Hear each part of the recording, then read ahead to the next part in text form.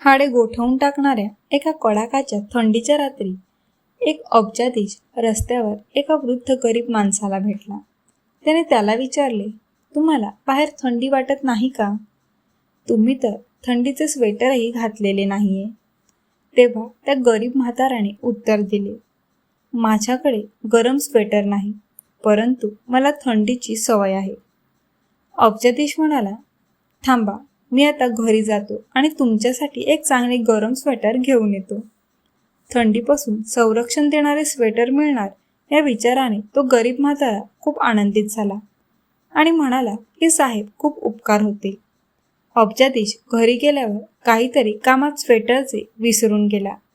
सकाळी त्याला त्या गरीब म्हाताऱ्याची आठवण झाल्यावर तो स्वेटर घेऊन तो म्हातारा रात्री ज्या जागी भेटला तिथे गेला.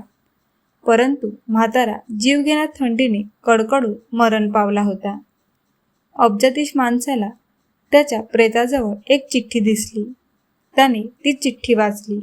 त्यात लिहिले होते, साहेब, जेव्हा माझ्याजवळ गरम कपडे स्वेटर नव्हते तेव्हा माझ्याकडे थंडीविरुद्ध लढण्याचे मानसिक शक्ती होती. परंतु जेव्हा तुम्ही मला गरम स्वेटर देण्याचे आश्वासन दिले तेव्हा आता थंडीपासून संरक्षणासाठी एक छान गरम स्वेटर मिळणार या आशेने माझी थंडीविरुद्ध लढण्याची मानसिक शक्ती संपली. तात्पर्य, जर आपण एखाद्याला दिलेला शब्द, आश्वासन, वचन पाळू शकत नसू तर ते देऊ नका. दिलेला शब्द आपल्यासाठी जरी महत्त्वाचा नसला तरी तो दुसऱ्या एखाद्या व्यक्तीसाठी बरंच काही असू शकतो.